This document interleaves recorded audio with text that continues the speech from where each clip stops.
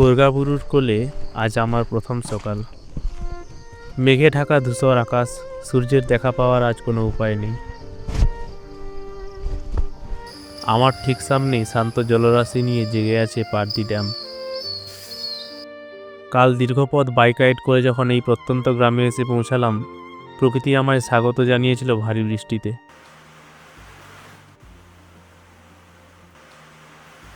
হোমস্টের জানালায় মাথা ঠেকিয়ে সেই বৃষ্টির শব্দ শুনতে শুনতে রাতটা অদ্ভুত প্রশান্তিতে কেটে গেছে। আর আজ আমার হারিয়ে যাওয়ার পালা। সামনেই মাথা উঁচু করে দাঁড়িয়ে আছে অযোধ্যা রেঞ্জের সেই গর্ব, গোর্গাবুরু। আজ সারাদিন ঘুরে দেখবো এই লোকালয় আর পাহাড়ের আনাজ কানাজ। গতকাল সেই বৃষ্টি ভেজা রোমাঞ্চকর যাত্রার গল্প যারা মিস করেছেন, তারা নিচের লিঙ্কে গিয়ে আগের পর্বটি দেখে নিতে পারেন।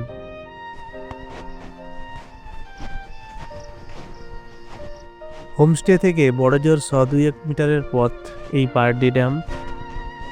পাহাড় না টিলা? টিলা হবে এটা। পুরো প্ল্যান ভেস্তে দিল আমার। ওয়েদারটা দেখে বেরোলে ভালো হতো। বৃষ্টির ছোঁয়ায় ভিজে থাকা মাটির সোদা গন্ধ আর দুপাশের ঘন সবুজ জানান দিচ্ছে বর্ষা বিদায় নিলেও প্রকৃতি নিজেকে সাজিয়ে নিয়েছে এক নতুন রূপে। এই কর্দমাক্ত পথটুকু যেন এক অদ্ভুত প্রশান্তি মাখা। আজকের পরিকল্পনাটা বেশ সহজ। যদি আকাশ একটু পরিষ্কার থাকে তবে সকালটা এই লোকালয়ে কাটাবো, আর বিকেলের দিকে গন্তব্য হবে অযোধ্যা পাহাড়ের চূড়া।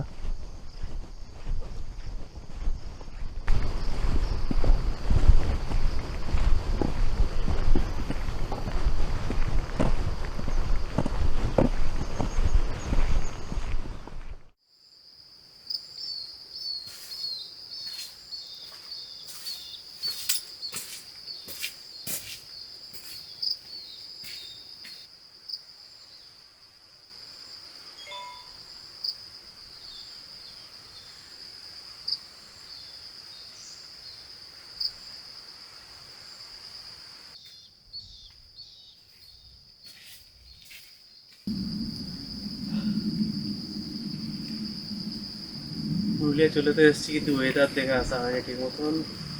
আর এখন বেশ কিছুদিন 2-3 দিন যাবৎ ওয়েদার খুব খারাপ থাকবে।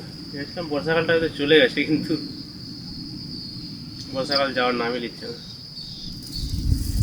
আবার 2-3 দিন 4 দিন এখন বৃষ্টি লাগাতার হবে। বেড়াতে পারছি না চারিদিকে। পুরুলিয়া ভাবছিলাম ঘুরবো একটু আশেপাশে। ঠিকই আছে। যাই হোক, আমার বাইক রাইডিংটা হলো, এটা আমার প্রথম সোলো রাইড ছিল। প্রথম সোলো রাইড প্রায় 300 কিলোমিটারের। সোলো রাইডের এক্সপিরিয়েন্সটা কেমন হলো? মোটামুটি ঠিকই আছে।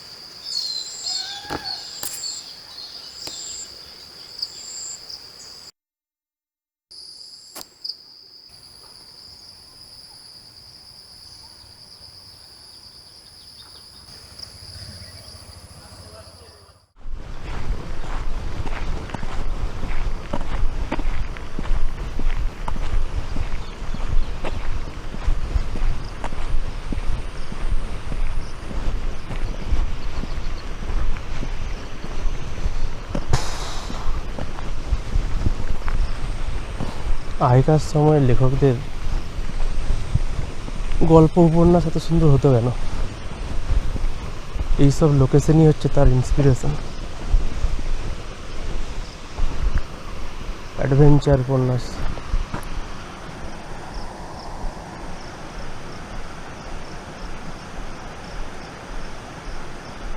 এখান থেকে এখন তো নামা যাবে না, স্লিপ খেয়ে যাবো। রহস্য, রোমাঞ্চ, অ্যাডভেঞ্চার, এইসব লোকেশনই হচ্ছে তার ইন্সপিরেশন।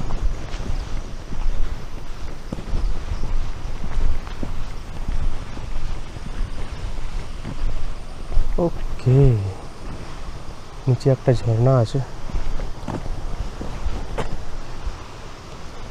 ঝর্ণার আওয়াজ আসছে। এই ড্যামের জলটাই মনে হচ্ছে ঝর্ণায় রূপান্তরিত হয়েছে।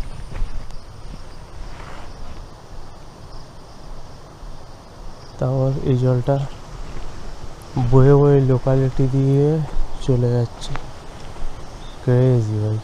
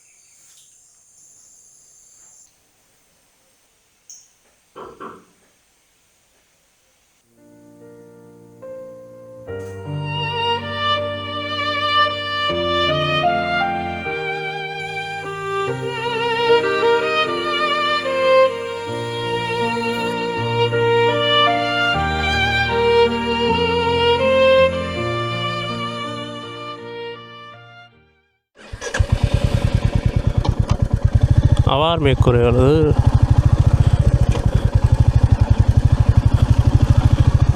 আজকে আমার সেকেন্ড দিন জার্নির। কালকে আমি বাঘমুন্ডি, বলরামপুর, এটা হচ্ছে অযোধ্যা পাহাড়ের ধারে আর কি। পারডি ড্যাম না কি নাম একটা, পারডি ড্যাম। এখন আমি যাচ্ছি। আরে ভাই, বৃষ্টি এসে গেল নাকি? অযোধ্যা পাহাড়টাতে যাচ্ছি আমি। অযোধ্যা পাহাড়। ওয়েদারটা যদি আজকে ভালো হতো, কি ভালোই না হতো।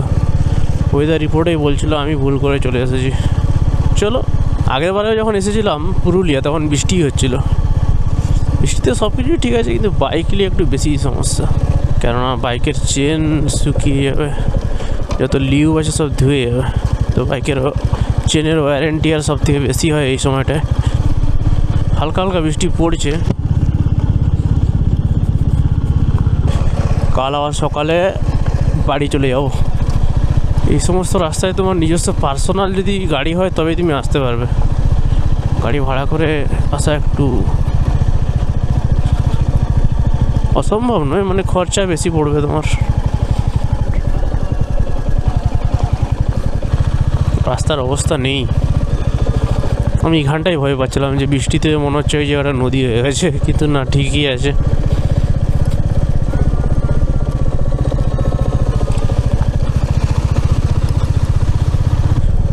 আমার রাইডিং স্কিল আগের থেকে অনেকটাই ইমপ্রুভ হয়ে গেছে। ও মাই গড, এটা কি রাস্তা!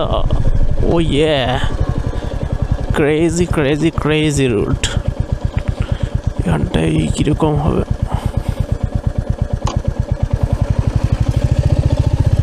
পয়সা, এটা কি রাস্তা?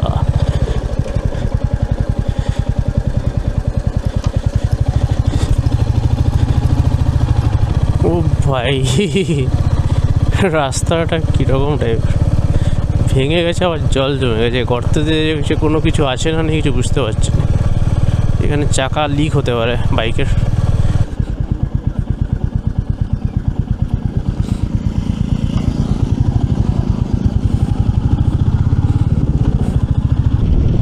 যেটার জন্য আসা পুরুলিয়া, সেটা আমার সাকসেসফুল। বাইক রাইড করে এত দূর আসা আর এক্সপিরিয়েন্স নেওয়া যে কী কী সমস্যার সম্মুখীন হতে পারি। তবে একবারে প্রথমবারেই যে অনেক সমস্যার সম্মুখীন হবো তেমনটা নয়। লাগাতার আমি যখন রাইড করতে থাকবো সেখানেই হবে আসল খেলা, ঠিক আছে?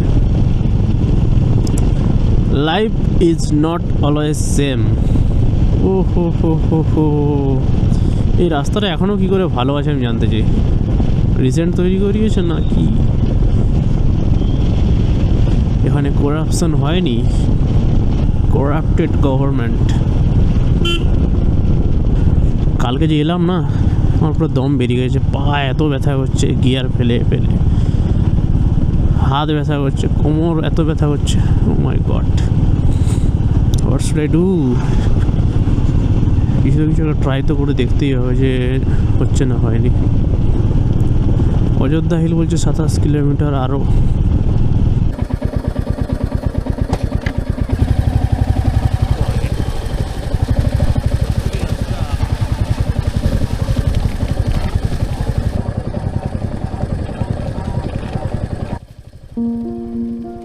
অনেক দিন থেকেই আমার একটা পাহাড় কেনার শখ, কিন্তু পাহাড় কে বিক্রি করে তা জানি না। যদি তার দেখা পেতাম, দামের জন্য আটকাতো না। আমার নিজস্ব একটা নদী আছে, সেটা দিয়ে দিতাম পাহাড়টার বদলে। কেনা জানে পাহাড়ের চেয়ে নদীর দামই বেশি। পাহাড় স্থানু, নদী বহমান। তবু আমি নদীর বদলে পাহাড়টাই কিনতাম, কারণ আমি ঠকতে চাই।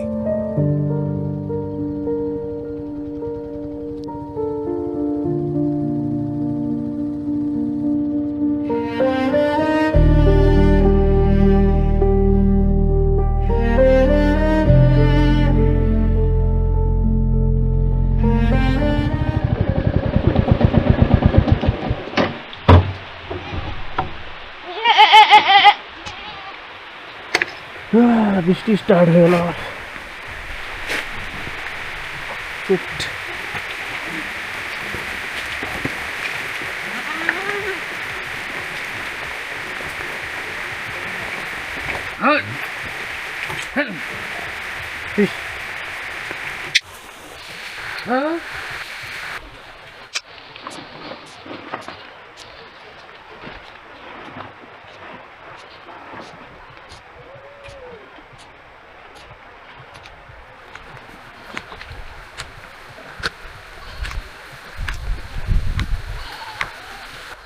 নদীটাও অবশ্য কিনেছিলামই একটা দ্বীপের বদলে।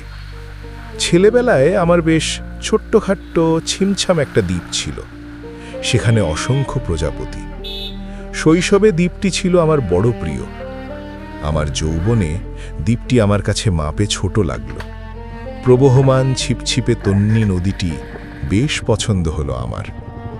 বন্ধুরা বলল, ওইটুকু একটা দ্বীপের বিনিময়ে এত বড় একটা নদী পেয়েছিস, খুব জিতেছিস তো মাইরি। তখন জয়ের আনন্দে আমি বিভল হতাম। তখন সত্যিই আমি ভালোবাসতাম নদীটিকে। নদী আমার অনেক প্রশ্নের উত্তর দিত, যেমন, বলো তো আজ সন্ধেবেলায় বৃষ্টি হবে কিনা? সে বলতো, আজ এখানে দক্ষিণে গরম হাওয়া, শুধু একটি ছোট্ট দ্বীপে বৃষ্টি। সে কি প্রবল বৃষ্টি, যেন একটা উৎসব। আমি সেই দ্বীপে আর যেতে পারি না। সে জানত, সবাই জানে, শৈশবে আর ফেরা যায় না।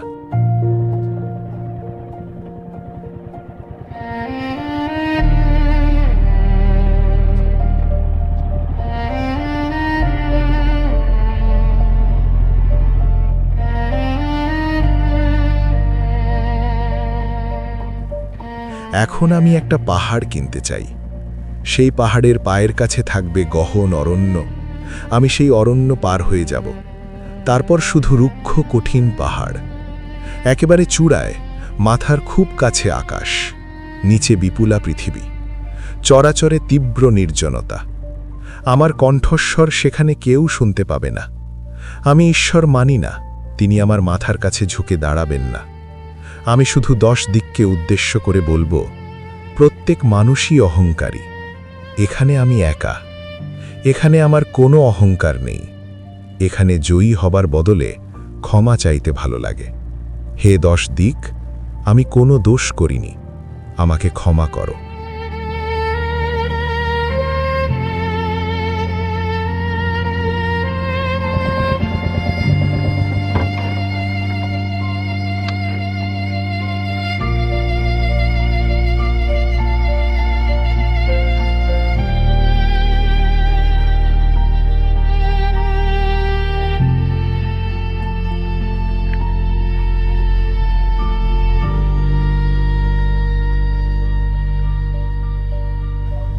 প্রকৃতির মায়া স্বর্গে চলে এসেছি।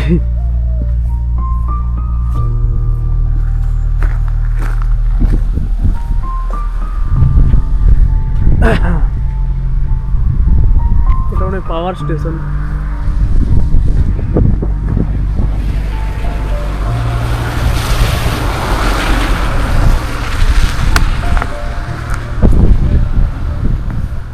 রাস্তাগুলো পুরো দার্জিলিংয়ের মতন।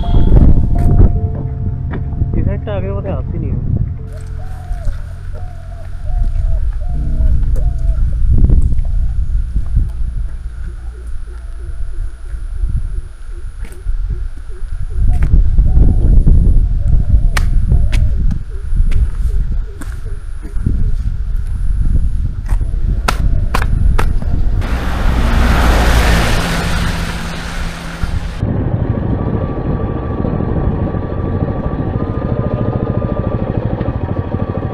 বৃষ্টির জন্য ঘোরাঘুরিটা আজ আর ঠিক জমলো না। তবে এই বৃষ্টি ভেজা চারপাশটা দেখে মনটা জাস্ট ফ্রেশ হয়ে গেল। অদ্ভুত এক শান্তি। এই নিয়ে আমি 2বার পুরুলিয়া এলাম, আর 2বারই সেই বর্ষায়।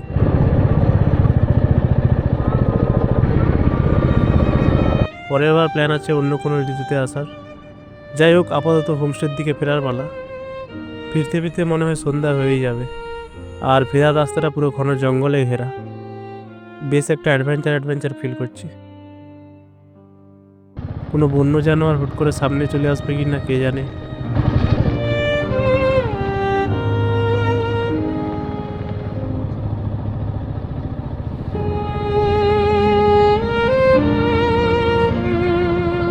দিন গড়িয়ে আবার অন্ধকার নেমে এলো, আর আজকে আমার শেষ দিন গোরগাবুরুর কোলে।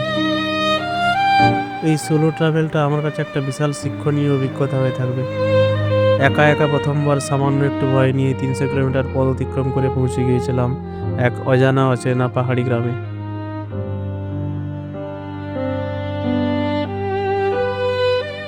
সকালে আবার রওনা দিলাম বাড়ির পথে। ফেরার সময় আবার একটা অন্য রোড দিয়ে যাওয়ার চেষ্টা করলাম।